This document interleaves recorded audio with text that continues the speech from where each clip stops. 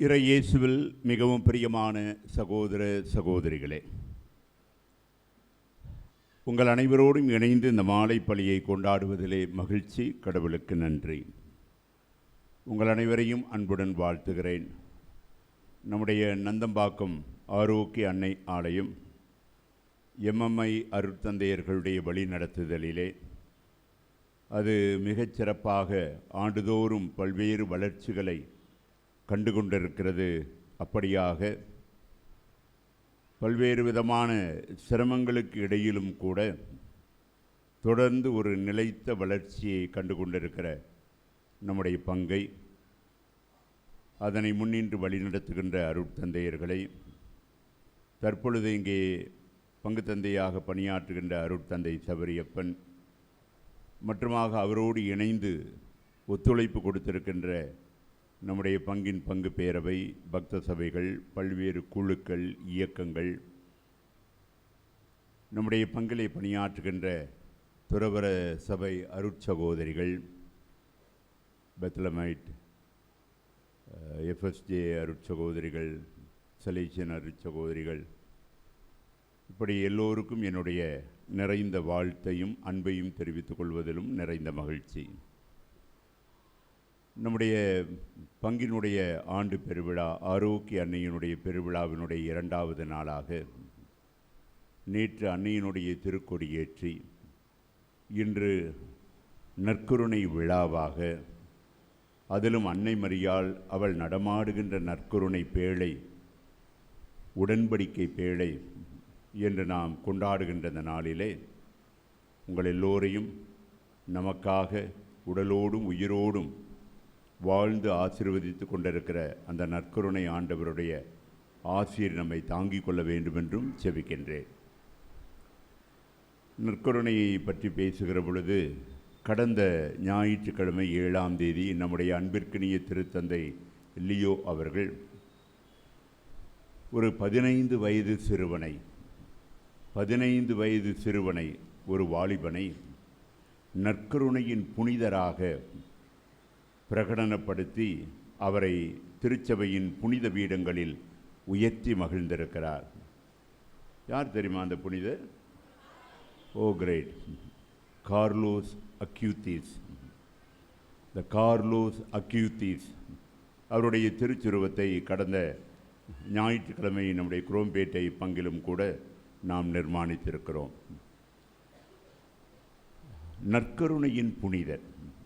ஏன் நற்கருணையின் புனிதர்? அவருடைய நற்கருணையை பற்றி அவர் பல உண்மைகளை பகிர்ந்திருந்தாலும் ஒன்று ரொம்ப பிரபல்யமானது. அது பிரபல்யமானது என்பதை நம்முடைய ஆலயத்தின் தோடும் தொடர்பு கொள்ளவும் மிக அழகாக முடிகிறது. அவர் சொல்லுவார், நற்கருணை விண்ணகத்திற்கான நெடுஞ்சாலை. Eucharist is the highway to heaven. நற்கருணை விண்ணகத்திற்கான நெடுஞ்சாலை, குறுக்கு சாலை அல்ல. ஹை ஸ்பீடில் எந்த தடையும் இல்லாமல் நெடுஞ்சாலையில் வழக்கமாக ஸ்பீட் பிரேக்கரும் இருக்கக்கூடாது. ஆகவே எந்த விதமான தங்கு தடையும் இல்லாமல் விண்ணகத்திற்கு செல்லுவதற்கு எப்படி பயணத்திற்கு நெடுஞ்சாலை உதவுகிறதோ, அதுபோல நற்கருணை விண்ணகத்திற்கு நம்மை இட்டு செல்லுகின்ற ஒரு அழகான, விசாலமான, வேகமாக பயணம் செய்யக்கூடிய, பள்ளம் மேடு இல்லாத, தடைகள் இல்லாத ஒரு அற்புதமான நெடுஞ்சாலை என்று சொல்லுகிறார். Eucharist is the highway to heaven. நாம் ஒரு ஹைவேயில் இருக்கிறோம்.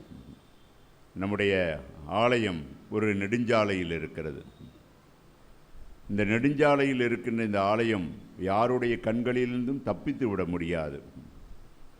இதனுடைய இந்த ஸ்ட்ரக்சர், இந்த அமைவிடம் மட்டுமல்ல, இங்கு தங்களுடைய நம்பிக்கையை அறிக்கையிடுகிற நாமும் கூட மக்களின் கண்களுக்கு தப்பிவிட முடியாது. அப்படிப்பட்ட ஒரு அழகான சாட்சிய வாழ்வு நாம் வாழ்ந்து கொண்டிருக்கிறோம். அப்படிப்பட்ட சாட்சிய வாழ்வை இதுபோன்ற விழாக்கள் வழியாக நாம் வெளிப்படுத்தி கொண்டிருக்கிறோம் என்பதிலே நாம் எல்லோரும் ஒரு விண்ணகத்திற்கு அழைத்து செல்லுகின்ற நெடுஞ்சாலையான நற்கருணையை இன்று பிரதானப்படுத்தி கொண்டாடி கொண்டிருக்கிறோம். இரண்டாவதாக இன்றைய புனிதர். இன்று செப்டம்பர் 13ஆம் தேதி ஒரு உன்னதமான புனிதர், மறை வல்லுனர், திருச்சபையினுடைய ஆழமான மறையுண்மை கருத்துக்களையெல்லாம் எடுத்து சொன்ன ஒரு அற்புதமான புனிதர், ஒரு பெரிய பிரசங்கியார். அவருடைய திருவிழா. அது யாருன்னு தெரியுமா? இன்னைக்கு ஒரு புனிதருடைய திருநாள். ஃபாதர், அதெல்லாம் விடுங்க ஃபாதர், எங்கள் ஊரில் இன்னைக்கு ஆரோக்கிய மாதா திருநாள், அதை சொல்லுங்க. இன்னைக்கு திருச்சபை கொண்டாடுகின்ற ஒரு புனிதருடைய விழா. யாரோ சொல்றீங்க? புனித யோவான். யோவான் சரிதான். அவருக்கு ரொம்ப அழகான பெயர் உண்டு, கிறிஸ்தோஸ்தம் யோவான் அல்லது கிறிஸ்தோஸ்தம் அருளப்பர் அப்படின்னு சொல்லுவாங்க. இன்னும் ரொம்ப எளிமையாக அவரை பொன்வாய் அருளப்பர்னு சொல்லுவாங்க. கோல்டன் மவுத், பொன்வாய் அருளப்பர். அது என்ன ஃபாதர், அவருடைய வாய் பொன்னில் செஞ்சதா? பொன்வாய் அருளப்பர் அவ்வளவு ஆழமாக கிறிஸ்துவின் மறையுண்மைகளை அவர் பிரசங்கித்திருந்ததால் அவருடைய வாய் பொன்வாய் என்று விளிக்கப்பட்டது. அப்போ பொன்வாய் அருளப்பர், அவ்வளவு மணிக்கணக்கில் அவரால் மறையுரை ஆற்ற முடியும். எல்லோரும் நாமெல்லாம் அப்படி பொண்ணை அப்படியே ஆணு பார்க்குறோமே, அதுபோல் அவரை எல்லோரும் அப்படியே அண்ணாந்து பார்த்து கொண்டிருப்பார்கள். அவ்வளவு இனிமையாக, அவ்வளவு சத்தமாக, அவ்வளவு உறுதிப்பட, அவ்வளவு கணீரென்று, அவ்வளவு தெளிவாக ஆழமான மறையுண்மைகளையெல்லாம் பிரசங்கித்த புனித அகுஸ்தினாருக்கு அடுத்தபடியாக திருச்சபையில் மிக பெரிதாய் கொண்டாடப்படுபவர் இந்த புனித கிறிஸ்தோஸ்தம் அருளப்பர். இந்த கிறிஸ்தோஸ்தம் அருளப்பர், பொன்வாய் அருளப்பர், அவரை பற்றி நான் சொல்லுகிற பொழுது என்னுடைய நினைவுக்கு வருபவர் நம்முடைய பேராயர், மறைந்த பேராயர் அருள்தாஸ் ஜெயின். உங்களுக்குலாம் யாருன்னு தெரியுமா? சென்னை மயிலை மறை மாவட்டத்தினுடைய பேராயராக இருந்தவர்.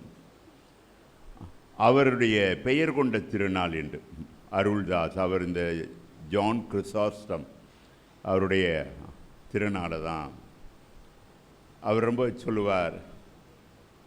பொன்வாய் அருளப்பர், அவர் என்னுடைய பெயர் கொண்ட திருநாள்.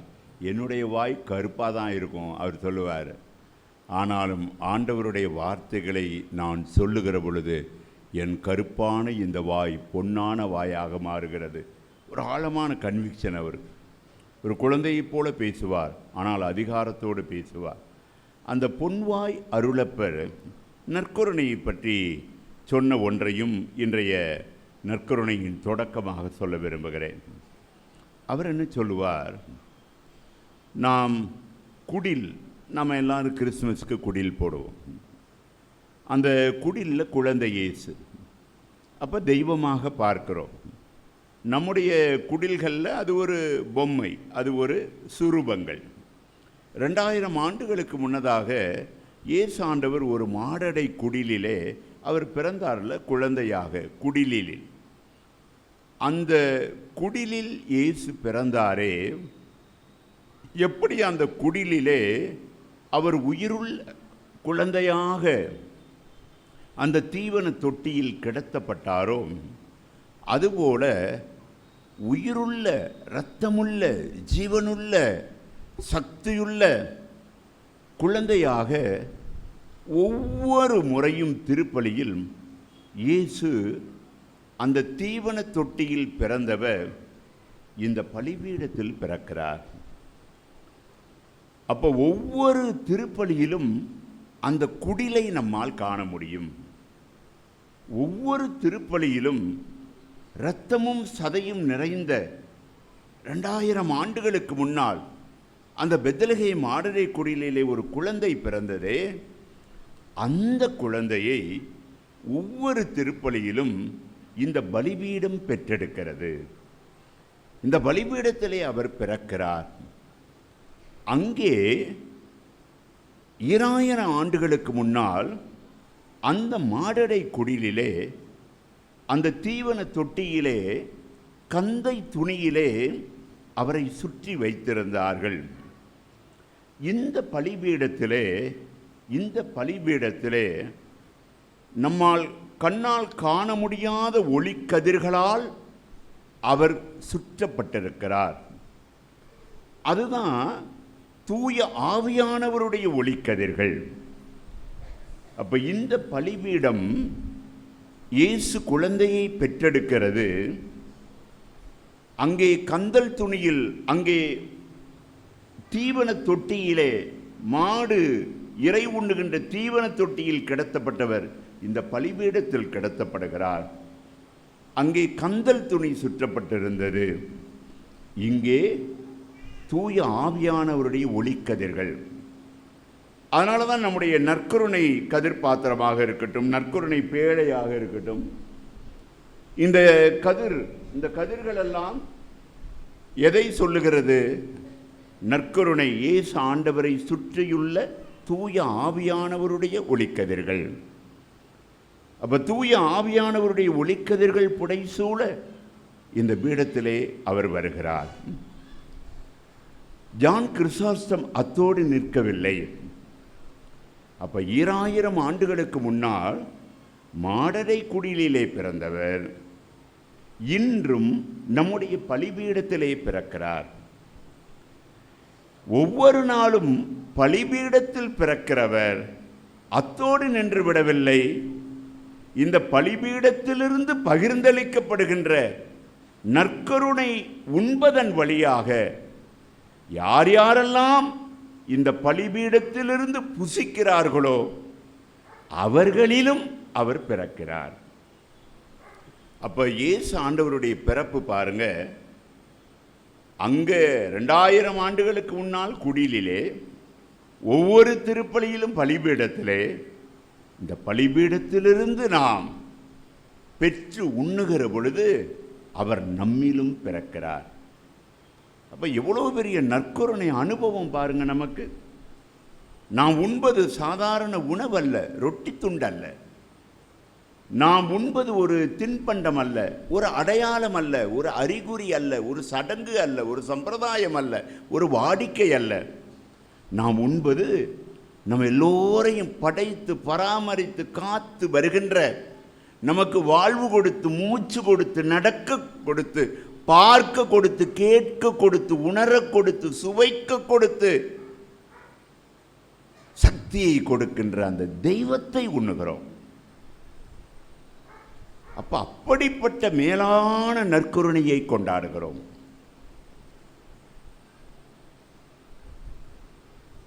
திருவிருந்து, தேனினும் தெவிட்டாத திருவிருந்து, உண்ண உண்ண தெவிட்டாத திருவிருந்து இந்த திவ்ய நற்கருணை. இந்த திவ்ய நற்கருணை நாளிலே நாம் எல்லோரும் நம்முடைய அன்னை மரியாள் வழியாக நற்கருணையை சிந்திக்க வந்திருக்கிறோம். அதைத்தான் இன்று நம்முடைய பங்கு தந்தை மரியாள் நடமாடும் உடன்படிக்கை பேழை,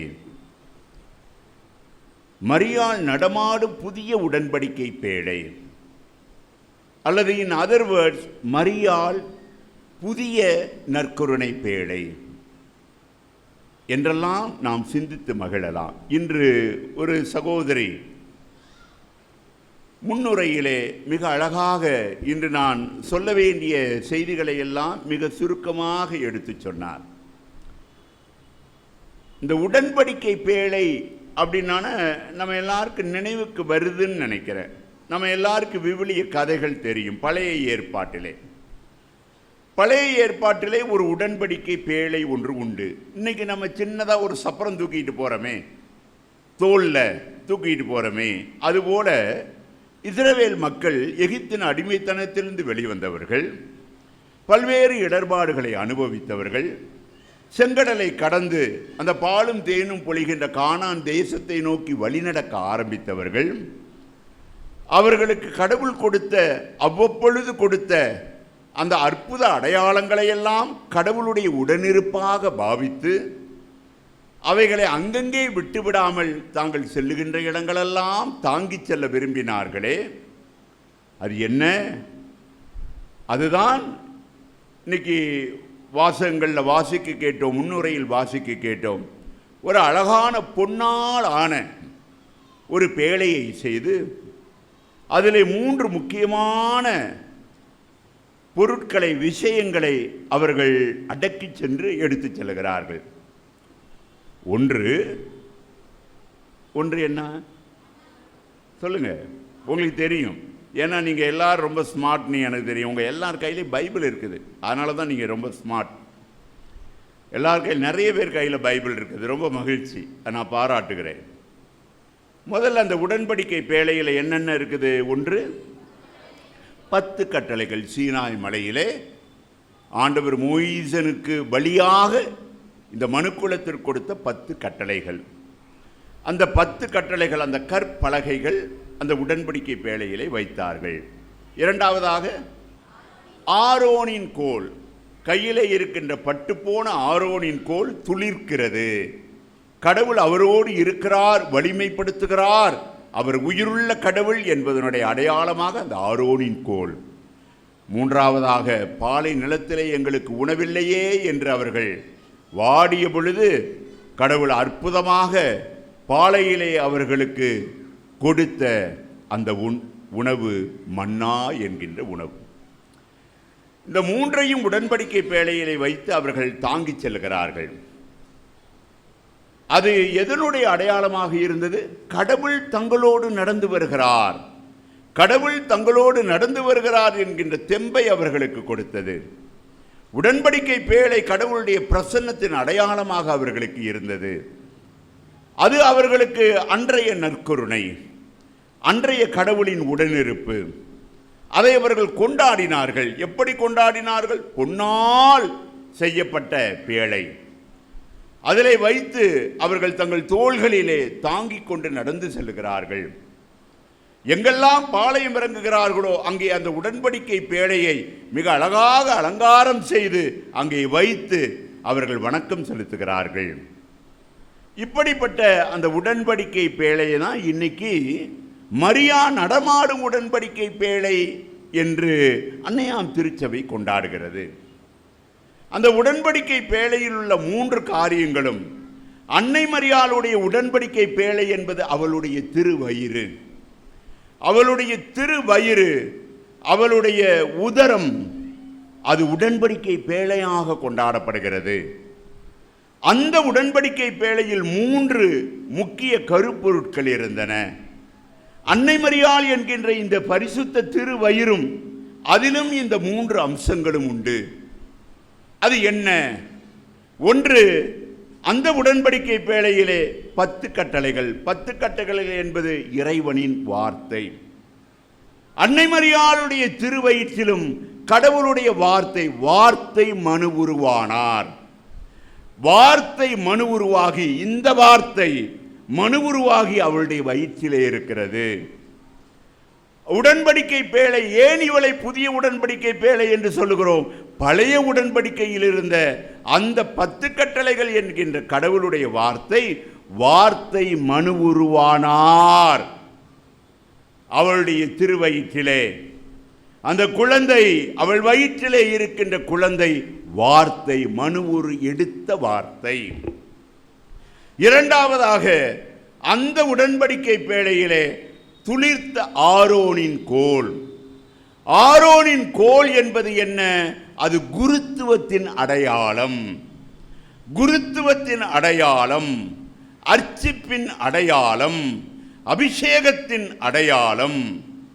அந்த ஆரோனின் கோலும் அன்னை மரியாளுடைய திருவயிற்றிலே இருக்கிறது. அந்த ஆரோனின் கோல் குருத்துவத்தின் அடையாளம். இங்கே திருவயிற்றில் இருக்கின்ற குழந்தை தலைமை குரு, நித்திய குரு, பரிசுத்த குரு. இவளுடைய திருவயிற்றில் இருக்கின்ற குழந்தை அவர் குரு, என்றென்றும் குரு, நித்திய குரு, நிலைத்த குரு, அபிஷேகம் பெற்ற குரு மட்டுமல்ல, அபிஷேகிக்கிற குரு. அப்படிப்பட்ட குரு, தலைமை குரு, ஹை பிரீஸ்ட் இந்த குழந்தை இயேசு. அந்த உடன்படிக்கை பேழையிலே மன்னா என்கின்ற உணவு. மன்னா உண்ட முன்னோரெல்லாம் மடிந்து போயினர். அந்த மன்னாவை போல அன்னை மரியாளுடைய திருவயிற்றில் இருக்கின்ற குழந்தை இந்த உலகத்தின் உணவு, நானே உயிர் தரும் உணவு. என்னை உண்பவன் இறப்பினும் வாழ்வான். எனது சதையை உண்டு எனது இரத்தத்தை குடிப்பவன் என்றுமே வாழ்வான். அப்ப அன்னை மரியாளுடைய திருவயிற்றில் இருக்கின்ற குழந்தை, அவள் ஏன் புதிய உடன்படிக்கை பேழை? அங்கே பொன்னாலான பெட்டகம், இங்கே அன்னை மரியாளுடைய திருவயிறு.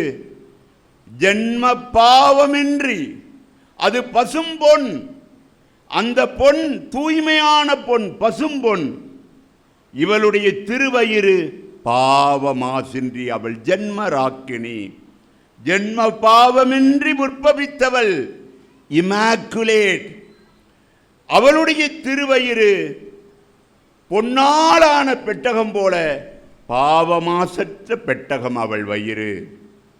அங்கே 10 கட்டளை, இங்கே வார்த்தை மனுகுரு.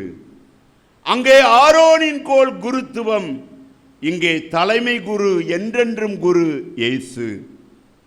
அங்கே மன்னா, இங்கே உலகத்தின் உணவு. இதுதான் அவளுடைய திருவயிறு. அப்ப இவள் உடன்படிக்கை பேழை என்று சொல்வது சரிதானே? புதிய உடன்படிக்கை பேழை என்று சொல்வது சரிதானே? அப்படிப்பட்ட ஒரு அழகான ஒப்புமையை அன்னையாம் திருச்சபை நமக்கு கற்றுத்தருகிறது. இப்போ இதுவரைக்கும் நான் சொன்னது புரிஞ்சதா? ஏதா குழம்பி போச்சா? பழைய உடன்படிக்கை பேழையும் புதிய உடன்படிக்கை பேழை அன்னை மரியாவும் விளங்குதா? ஆமாவா இல்லையா? Very good. அப்ப அதுக்கு மேல அடுத்ததாக என்ன நடக்கிறது? இந்த உடன்படிக்கை பேழை செல்லுகிற பொழுது அது கடவுளுடைய பிரசன்னம், கடவுளுடைய உடனிருப்பு. அதனால என்ன பண்றாரு தாவீது அரசர்?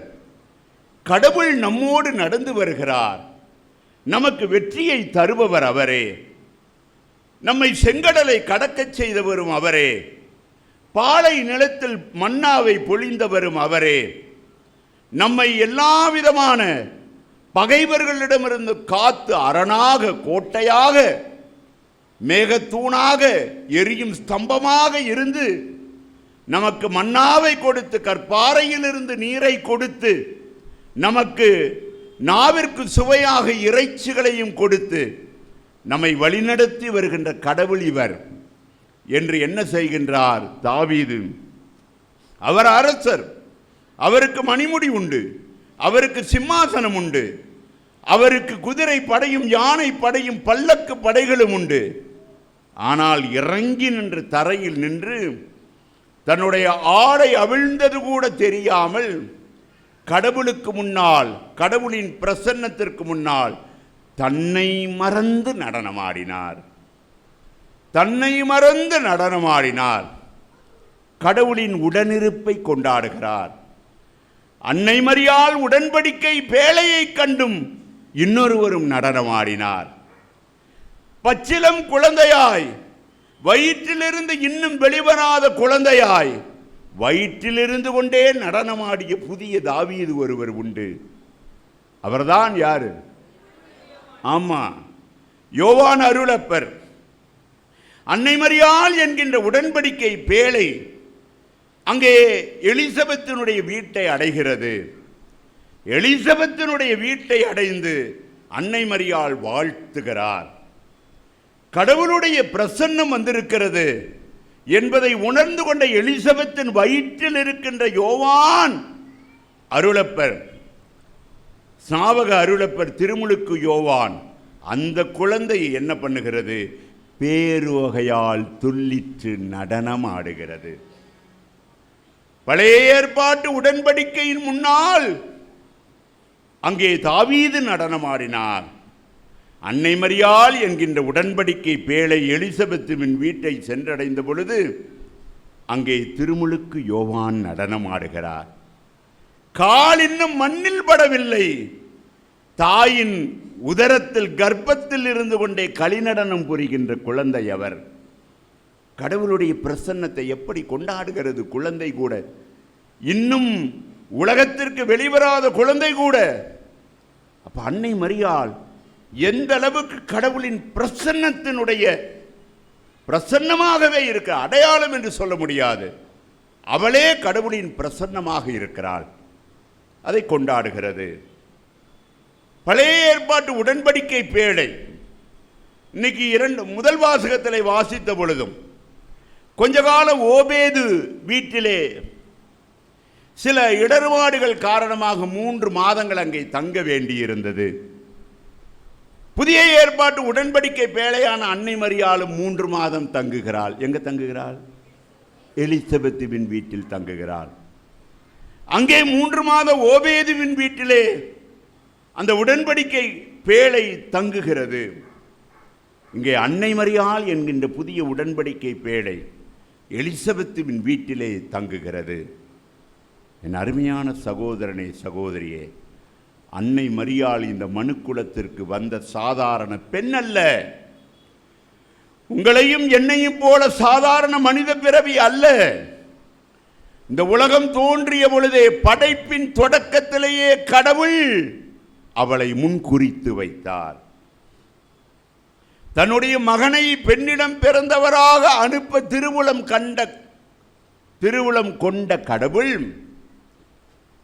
படைப்பின் தொடக்கத்திலேயே அன்னை மரியாள் நினைவு கூறப்பட்டிருக்கின்றார். அவள் ஆவியின் ஓவியம். அவள் சாதாரண மனித பிறவி அல்ல. தூய ஆவியானவர் வணையப்பட்டவள்.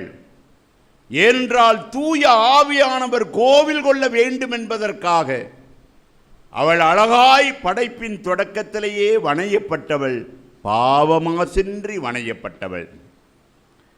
இந்த உலகத்தினுடைய கடவுளை சுமக்கக்கூடிய அவளுடைய உடலும் தூய்மையாய் இருக்க வேண்டும் என்று திருவுளம் கொண்ட கடவுள் அவளை பாவமாசின்றி ஜனிக்க வைக்கின்றார். அப்படிப்பட்டவள் அன்னை மரியாள். ஆகவேதான் அவள் பெண்களுள் பேறு பெற்றவள். அவள் பெண்களுள் பேறு பெற்றவள். இந்த பெண்களுள் பேறு பெற்றவள் இன்று உடன்படிக்கை பேழையாக இருக்கிறாள், நற்கருணை பேழையாக இருக்கிறாள். நம்முடைய பிற சபை சகோதரர்கள் இதை ஏற்றுக்கொள்வதே கிடையாது. இதை ஏற்றுக்கொள்வதே கிடையாது. ஆனால் நாம் கொண்டாடுகிறோம்.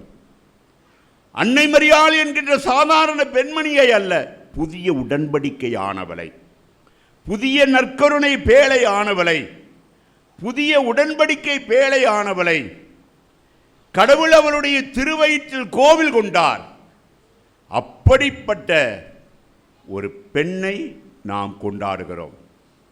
அன்னை மரியாளுக்கு செலுத்தப்படுகின்ற எல்லா புகழ்ச்சியும் வணக்கமும் தகுதியானது, நீதியானது. தகுதியானது, நீதியானது. புனித பெர்னார்து சொல்லுவார், கடவுள் தன் மகனுக்கு தாயாக தேர்ந்தெடுத்த அன்னை மரியாவை அவர் புகழ்ந்து வணக்கம் செலுத்துவதை விட மேலான வணக்கம் இந்த உலகத்தில் யாரும் செலுத்த முடியாது. கடவுளை வணக்கம் செலுத்துகிறார். அருள் நிறைந்த மரியே வாழ்க. யார் வணக்கம் செலுத்தியது? கடவுள் வணக்கம் செலுத்துகிறார். தான் படைத்த அந்த மனுஷிக்கு கடவுள் வணக்கம் செலுத்துகிறார். தூதன் கபிரியேல் யார்? கடவுளின் திருச்சமூகத்தில் இருந்து பிறந்தவர். நம்முடைய இறையியல் சொல்லுகிறது, வான தூதர், கடவுளுடைய பிரசன்னத்திலிருந்து கடவுளுடைய தூதை எடுத்துச் செல்லுகிறவர் கடவுளின் வாய், த மவுத் ஆஃப் காட். அப்ப கடவுளின் கபிரியேல் தூதர் அங்கே வாழ்த்தினாரா? இல்லை, அது கடவுள் வாழ்த்துகிறார். கடவுளால் வாழ்த்தப்பட்டவள் அவள். 3 திரியேக கடவுளும் சங்கமித்த திரிவேணி சங்கமம் அவள். கபிரியேல் சொல்லுகிறார், அப்படி என்றால் கடவுள் சொல்லுகிறார், மரியே அஞ்சாதே, நீ கடவுளின் அருளை கண்டடைந்துள்ளே. இதோ தூய ஆவி உம்மீது வரும், கடவுளின் வல்லமை உம்மேல் நிழலிடும். அப்ப அன்னை மரியாளுக்கு மேல் யாரு? கடவுள். அன்னை மரியாளுக்கு உள்ளே யாரு? தூய ஆவி. அன்னை மரியாவின் திருவயிற்றில் யாரு? சுதன்தேவன். அப்ப திரியேக கடவுளும் திருத்துவ கடவுளும் மூவரு கடவுளும் சங்கமித்த ஒரே ஆலயம் அன்னை மரியாள் என்கின்ற தேவாலயம். இப்படிப்பட்ட கடவுளின் மனுஷியை நாம் கொண்டாடுவது எவ்வளவு சரியானது? கொண்டாடுவோம் மக்களே. அன்னை மரியாவுக்கு எவ்வளவு புகழ்ச்சி செய்தாலும் கடவுள் கொடுக்கின்ற புகழ்ச்சிக்கு ஈடாக நீங்களும் நானும் ஒன்றும் செய்துவிட முடியாது. ஆகவே விதவிதமாய் கொண்டாடுவோம், ஜோராய் கொண்டாடுவோம். காரணம், அன்னை மரியாள் அவள் புதிய உடன்படிக்கை பேழை, அவள் புதிய நற்கருணை பேழை, அவள் கடவுளின் உடனிருப்பு. சரி, அவள் உடன்படிக்கை பேழை. நம்முடைய ரோல் என்ன? நமக்கு ஏதாவது செய்தி உண்டா? நாம் என்ன செய்ய வேண்டும்? கடவுள் உடன்படிக்கை பேழை கையெடுத்து கும்பிடுவோம், அன்னை மரியாள் உடன்படிக்கை பேழை வணங்கிடுவோம். அத்தோடு வேலை முடிந்ததா? அவள் நடமாடும் உடன்படிக்கை பேழை. நீங்க உடனே கேட்கலாம், அன்னை மரியாள் இயேசுவை தன்னுடைய திருவயிற்றில் வைத்த பொழுது உடன்படிக்கை பேழை என்று சொன்னீர்கள், பெற்றெடுத்து விட்டாரே, இப்ப அவள் உடன்படிக்கை பேழையா? இப்பதான் இயேசு குழந்தை வயிற்றில் இல்லையே, பெற்றெடுத்துட்டாரே. அப்ப அவளுடைய வயிறு இன்னமும் உடன்படிக்கை பேழையா, இல்லை ஒரு காலத்தில் உடன்படிக்கை பேழையா? இன்றும் அவள் உடன்படிக்கை பேழை, இன்றும் அவள் உடன்படிக்கை பேழை. காரணம், திருச்சபை எதை கொண்டாடுகிறது? அன்னை மரியாள் அவள் தன் திருவயிற்றில் கடவுளை தாங்குவதற்கு முன்னதாக தன் திரு இதயத்தில் முதலில் தாங்கினாள். ஆமென்று சொன்னால், ஆகட்டும் என்று சொன்னால், இயேசு குழந்தை அவளில் எப்பொழுது பிறந்தார்? ஆமென்று சொன்ன பொழுது அவள் இதயத்தில் பிறந்தார். ஆகவே வயிற்றில் ஜனிப்பதற்கு முன்னதாக அந்த மாசற்ற கடவுள் அவள் இதயத்தில். ஆகவேதான் அவளுடைய இதயத்தை கூட திருச்சபை எப்படி கொண்டாடுகின்றது? மாசற்ற திரு இதயம். ஏனெனில் கடவுளின் வார்த்தையை முதலில் ஏற்றுக்கொண்டது அவள் இதயம், பின்னர் அவள் வயிறு. வயிற்றிலிருந்து குழந்தை பிறந்து விட்டது, ஆனால் இதயத்தில் இன்னும் கடவுள் இருக்கிறாரே. அவளுடைய இதயத்தில் இன்னும் கடவுள் கோவில் கொண்டுள்ளாரே. அவள் நடமாடுகிற பொழுதெல்லாம் தொடர்ந்து நற்கருணை பேழையாகவே இருக்கிறாள், உடன்படிக்கை பேழையாகவே இருக்கிறாள். அன்னை மரியாள் இன்றும் கடவுளுடைய உடனிருப்பு. ஆகவேதான் அவள் திருக்காட்சி கொடுக்கின்ற திருத்தலங்கள் எல்லாம், அவள் கோவில் கொண்டுள்ள ஆலயங்களில் எல்லாம் அவளுடைய உடனிருப்பை நாம் உணர்கின்றோம். அப்ப அன்னை மரியாள் இன்றளவும் நடமாடும் நற்கருணை பேழையாக இருக்கிறாளே. நீங்களும் நானும் என்ன அன்பானவர்களே? நீங்களும் நானும் கூட நடமாடும் நற்கருணை பேழைகள் தான். நமக்கென்று ஒரு கடமை உண்டு, நமக்கென்று ஒரு கடமை உண்டு. அந்த கடமைதான் இயேசுவை இதயத்தில் தாங்கிச் செல்வது. ஆலயத்தில் நற்கருணையை பெற்றுக் கொள்ளுகிறோமே, வீதிகளுக்கும் வீடுகளுக்கும் அந்த நற்கருணையை தாங்கிச் செல்லுகிறோம். நாம் எல்லோருமே நடமாடும் பேழைகள், நாம் எல்லோருமே நடமாடும் திருத்தலங்கள்.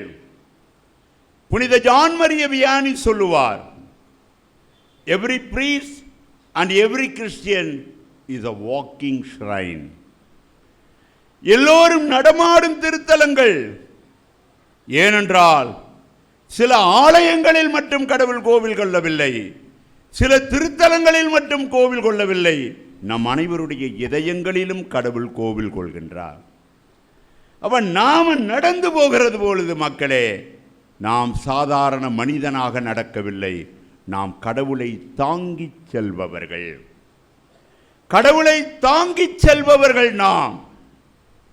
அவ கடவுளை தாங்கிச் செல்பவர்களாக இருக்கணும்னா நாம் எவ்வளவு பெரிய சாட்சியம் பகரணும். அன்னை மரியாள் கடவுளை தாங்கிச் சென்றால் கருவில் இருந்த குழந்தை கூட துள்ளிற்று. இன்னைக்கு நாம் கடவுளை தாங்கிச் செல்றோமே, நாம் மகிழ்ச்சியின் அடையாளமாக, நன்மைத்தனங்களின் ஊற்றாக, இரக்கத்தின் அடையாளங்களாக, மன்னிப்பின் அடையாளங்களாக, சமாதானத்தின் அடையாளங்களாக, அமைதியின் அடையாளங்களாக, பாசத்தின் உறைவிடங்களாக, அன்பை பகிர்பவர்களாக நாம் இருக்கிறோமா மக்களே? நாமும் கூட நற்கருணை பேழைகள் மக்களே, நாமும் கூட புதிய உடன்படிக்கை பேழைகள் மக்களே, நாமும் கூட நற்கருணை மக்களே. இன்னைக்கு அன்னை மரியாளுடைய விழாவை கொண்டாடுகிற பொழுது ஆண்டவர் இயேசுவை உட்கொள்ளுகிற நாம் நடமாடும் நற்கருணை பேழைகள். இது இன்றைய நற்கருணை பேழைகள். நாம் அன்னை மரியாள் நற்கருணை பேழை போல நீங்களும் நற்கருணை பேழை. அன்னை மரியாள் தன்னுடைய இதயத்திலும் வயிற்றிலும் கடவுளை தாங்கினார். நாம் வயிற்றில் இல்லை என்றாலும் கடவுளை நம் இதயத்தில் தாங்குகிறோம். அப்படிப்பட்ட ஆசீர் பெற்றவர்கள் நாம். இந்த அழைப்புக்கு நன்றி கூறுவோம். நாமும் நடமாடும் திருத்தலங்களாக, நாமும் நடமாடும் உடன்படிக்கை பேழைகளாக, நாமும் நடமாடும் நற்கருணை பேழைகளாக நாம் எல்லோருமே மக்களே இறைவனுடைய வார்த்தையை தாங்கிச் செல்கிறோம். 10 கட்டளைகள் உடன்படிக்கை பேழையில் இருந்தது போல நம்மிலும் ஆண்டவருடைய வார்த்தை இருக்கிறது. கடவுளுடைய வார்த்தை உயிருள்ளது, ஆற்றல் மிக்கது. அந்த ஆற்றல் மிக்க இறை வார்த்தை நம்முடைய இதயத்திலும் இருக்கிறது. ஆரோனின் கோல் இருந்தது போல நாமும் கூட அரச குருத்துவ திருக்கூட்ட மக்களே. நீங்களும் நானும் யார்? சாதாரண மக்கள் அல்ல. நாம் நம்முடைய திருமுழுக்கினால் அரசராக, குருக்களாக, நீங்களும் பொது குருத்துவத்தில் இருக்கிறீர்கள், நாங்கள் பணி குருத்துவத்தில் இருக்கிறோம். நீங்கள் எல்லாரும் குருக்கள். நீங்கள் எல்லோரும் அபிஷேகம் செய்யப்பட்டிருக்கிறீர்கள். நீங்கள் எல்லோரும் திருமுழுக்கின் வழியாக, உறுதி பூசலின் வழியாக அபிஷேகம் செய்யப்பட்டிருக்கிறீர்கள். நீங்களும் குருக்களே. அப்ப பரிசுத்த குலம் அல்லவா நாம்? பரிசுத்தத்தை ஆடையாக, நாமும் கூட நம்முடைய உடலையே நறுமண பலிபொருளாக காணிக்கையாக்க அழைக்கப்பட்டிருப்பவர்கள் குருக்கள் மட்டுமல்ல. நாமும் நம்முடைய உடலை நறுமணம் வீசும் பலிபொருளாக கடவுளுக்கு அர்ப்பணிக்க அழைக்கப்பட்டிருக்கிறோம். அப்ப எவ்வளவு பரிசுத்தத்தை தாங்கி செல்ல வேண்டும். திவ்ய நற்கருணையை உட்கொள்ளுகிற நாமும் நடமாடும் பேழைகள், நாமும் நற்கருணை பேழைகள் என்பதை உணர்ந்து, நாம் பரிசுத்த குருத்துவ திருக்கூட்டம் என்பதை உணர்ந்து, நாம் நம்முடைய உடலையும் உள்ளத்தையும் தூயதாக்குவோம். எப்படி? நம்முடைய செயல்களால். இறுதியாக இன்றைய புனிதரை துணைக்கு அழைக்கிறேன். ஜான் கிறிசோஸ்தம் இப்படி சொல்லுவார்: நீங்கள் கடவுளை அன்பு செய்கிறீர்களா? ஆம், அன்பு செய்கிறோம் என்று நீங்கள் சொன்னீர்கள் என்றால், நீங்கள் ஒருவருக்கு இரக்கம் காட்டுவதில் அது வெளிப்பட வேண்டும். 3 காரியங்களை அவர் சொல்றார். In your act of mercy, நீங்கள் இரக்கம் காட்டுவதில் அது வெளிப்பட வேண்டும். கடவுளை அன்பு செய்கிறேன் என்று சொன்னார். 2வது, அது உங்கள் மன்னிப்பில் வெளிப்பட வேண்டும்.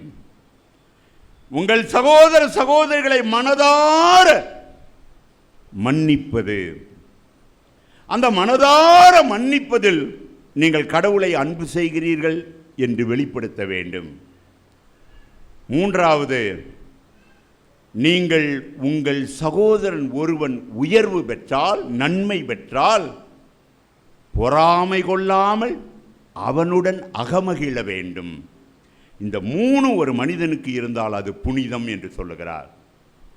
அப்ப நீங்க எல்லாரும் நற்கருணையின் மக்கள், நாம எல்லாரும் நற்கருணையின் மக்கள், நாம் எல்லாரும் உடன்படிக்கை பேழைகள், நாம் அனைவரும் நற்கருணை பேழைகள். நாம் எல்லோரும் நடமாடும் திருத்தலங்கள், நாம் எல்லோரும் கடவுளை அன்பு செய்பவர்கள், நாம் எல்லோரும் நீங்கள் என் சாட்சிகள் என்று ஆண்டவர் சொல்லுகிற அந்த சாட்சிய வாழ்வு வாழ்கிறோம் என்றால் இந்த 3 யோசிச்சு பாருங்க. இந்த 3 தான் உங்களுக்கு கடைசியாக உங்கள் இதயத்தில் தாங்கிக் கொண்டு நீங்கள் செல்ல வேண்டியது. 1, இரக்கம் காட்டுங்கள். எவ்வளவு முடியுமோ அவ்வளவு நன்மை செய்யுங்கள், எவ்வளவு முடியுமோ அவ்வளவு இரக்கம் காட்டுங்கள். அது நீங்கள் கடவுளை அன்பு செய்வதன் அடையாளம். எவ்வளவு முடியுமோ மனதார மன்னியுங்கள். வர்மத்தையும் வைராக்கியத்தையும் வேற்றுமையும் எல்லாவற்றையும் தூக்கி போட்டு மனதார மன்னியுங்கள். நீங்கள் நற்கருணை பேழை. 3ஆவதாக, அடுத்தவனின் உயர்வை கண்டு ஆனந்தியுங்கள், அகமகிழுங்கள்.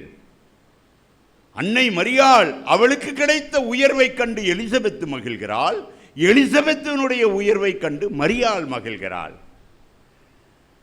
நம்மோடு வாழ்பவர்கள் நல்ல நிலையை அடைந்தால், அவர்களுக்கு நல்ல வாய்ப்பு, ஒரு நல்ல வீடு, நல்ல திருமணம், நல்ல படிப்பு, நல்ல வேலைவாய்ப்பு, நல்ல உயர்வு ஒருவேளை நமக்கு கிடைக்கவில்லை என்றாலும் அது அவர்களுக்கு கிடைத்திருக்கிறது என்பதை நினைத்தே கடவுளுக்கு நன்றி கூறுங்கள். இதெல்லாம் என்ன? நீங்கள் கடவுளை அன்பு செய்கின்றீர்கள் என்பதன் அடையாளம். புனித ஜான் கிறிஸ்தோஸ்தம் சொல்லுகிறார், நீங்கள் கடவுளை அன்பு செய்கிறீர்களா? அதை எப்படி அளவிட முடியும்?